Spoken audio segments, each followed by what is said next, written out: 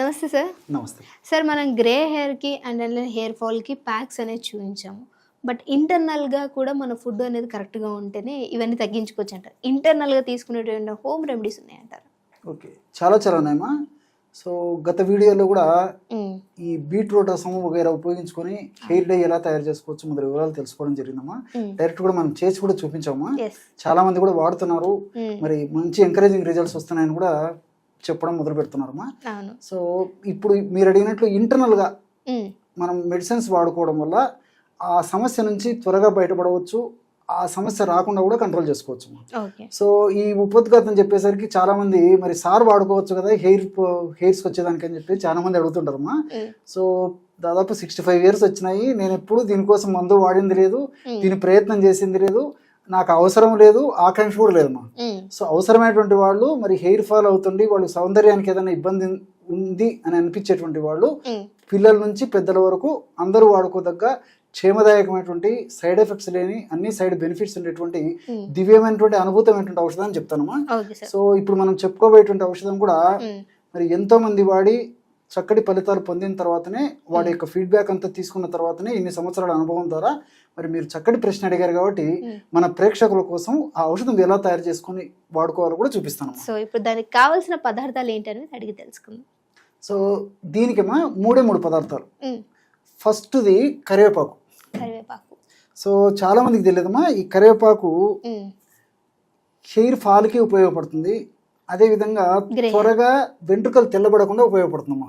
So multiple benefits ఈ కరివేపాకు ఉన్నాయి ఇంటర్నల్ వాడుకోవడం వల్ల కూడా. సో ఈ కరివేపాకును తెచ్చుకొని బాగా శుభ్రం చేసేసి అంటే నీటితో కడిగేసి బాగా ఎండబెట్టేసేసి పౌడర్ లాగా తయారు చేసుకోవాలమ్మా. ఆ కరివేపాకు పొడి కూడా మనం చేసి పెట్టామా. సో ఈ విధంగా కరివేపాకు పొడిని ఈ విధంగా తయారు చేసి పెట్టుకోవాలన్నమాట. అలాగే రెండవ పదార్థంగా ఉసిరిక పొడి. సో ఉసిరిక పొడి కూడా మనకు సంవత్సరం అంతా మనకు మార్కెట్లో దొరుకుతుంది. ఆమ్లా పౌడర్ అనేటువంటి పేరుతో మార్కెట్లో దొరుకుతుందమ్మా. సో ఇది కూడా ప్రామాణిక కంపెనీ వాళ్ళు తయారు చేసేటువంటి చూర్ణం మనకు దొరుకుతుంది కాబట్టి తెచ్చుకొని వాడుకుంటే సరిపోతుందమ్మా. అదే విధంగా మూడవ పదార్థంగా అశ్వగంధ. సో చాలా మందికి తెలియదు కానీ అశ్వగంధలో కూడా అనేక రకాలైనటువంటి సుగుణాలు ఉన్నాయి. అదేవిధంగా హెయిర్ ఫాల్ తగ్గించేందుకు, మానసిక ఒత్తిడి తగ్గించేందుకు, అదేవిధంగా చిన్న వయసులోనే వెంట్రుకలు తెల్లబడకుండా గ్రే హెయిర్స్ రాకుండా ఉండేందుకు, వ్యాధి నిరోధక శక్తి పెంచేందుకు కూడా చాలా చక్కగా ఈ యొక్క అశ్వగంధ చూర్ణం ఉపయోగపడుతుందమ్మా. ఈ 3 పదార్థాలు కలిపి బ్రహ్మాండమైనటువంటి ఔషధాన్ని మనం తయారు చేసుకోవచ్చమ్మా. ఏ పదార్థాలు కావాలని తెలుసుకున్నాము. సో దాని చూర్ణాన్ని ఎలా తయారు చేయాలి, సో ఎలా తీసుకోవాలి ఇంటేక్ అనేది కూడా తెలుసుకుందాం. చెప్తాను చూడమ్మా. కరివేపాకు చూర్ణము ఒక 50 గ్రాములు తీసుకోవాలమ్మా. Okay sir. సో ఔషధాన్ని కూడా మనం తయారు చేసి చూపిస్తే ప్రేక్షకులకు బాగా నీట్గా అర్థమవుతుందమ్మా. కరివేపాకు చూర్ణము ఒక 50 గ్రామ్స్ తీసుకోవాలి. ఔషధం తయారు చేసి చూపించేందుకు ఇక్కడ కొద్ది మాత్రమే కలపడం జరుగుతుందమ్మా. ప్రేక్షకులు 50 గ్రామ్స్ అంటే కొన్నాళ్ళకు సరిపడా ఔషధం తయారు చేసుకునే దానికి ఈ రేషియోలో తయారు చేసుకోవాలమ్మా. 50 గ్రామ్స్ కరివేపాకు చూర్ణము, అదేవిధంగా 50 గ్రామ్స్ ఉసిరిక పొడి. సో ఉసిరిక పొడి చెప్పాను కదమ్మా, మనకు ఆల్రెడీ మార్కెట్ దొరుకుతుంది కాబట్టి ఉసిరిక పొడి తెచ్చుకొని వాడుకున్నా సరిపోతుంది. ఇది కూడా ఒక 50 గ్రామ్స్ తీసుకోవాలి. కరివేపాకు చూర్ణం 50 గ్రామ్స్ అయితే ఉసిరిక పొడి కూడా 50 గ్రామ్స్ తీసుకోవాలమ్మా. తర్వాత చివరగా అశ్వగంధ చూర్ణం అమ్మా. అశ్వగంధ చూర్ణాన్ని మాత్రం 25 గ్రామ్స్ మాత్రమే తీసుకుంటే సరిపోతుంది. అంతేమ్మా, 25 గ్రామ్స్ తీసుకుంటే సరిపోతుంది.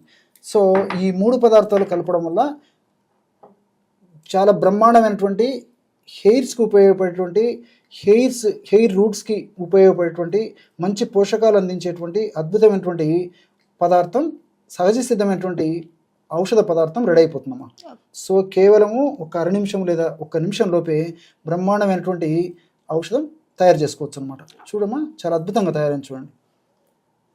ఈ విధంగా మొత్తాన్ని కలిపేసి తీసుకోవాలి. ఎస్ అమ్మా. సో ఇప్పుడు దీన్ని ఎందులో మిక్స్ చేయమంటారు, ఎలా తీసుకోవాలి దీన్నేమా? సో చిన్న వయసు పిల్లలు అయితే 1 గ్రామ్ సరిపోతుందమ్మా. అంటే 1 గ్రామ్ ఈ ప్రమాణం అయితే సరిపోతుందమ్మా. మరి పెద్దవాళ్ళు అయితే 2 గ్రాముల వరకు తీసుకోవచ్చు. సో 1 నుంచి 2 గ్రాముల వరకు ఈ పద్ధతిలో తీసుకోవాలమ్మా. దీన్ని తేనె వాడదైనటువంటి వాళ్ళు ఉంటే తేనెతో వాడుకోవచ్చు. అలా కాకుండా మరి తేనె కొంతమంది షుగర్ వ్యాధిగ్రస్తులు కానీ టూ మచ్గా వెయిట్ ఉన్నటువంటి వాళ్ళు కానీ ఇలాంటి వాళ్ళు ఎవరైనా ఉంటే మరి కొంతమంది తేనె వాడకూడదు, అవాయిడ్ చేయాలమ్మా. అలాంటి వాళ్ళైతే మరి నీళ్ళతో కూడా తీసుకోవచ్చమ్మా.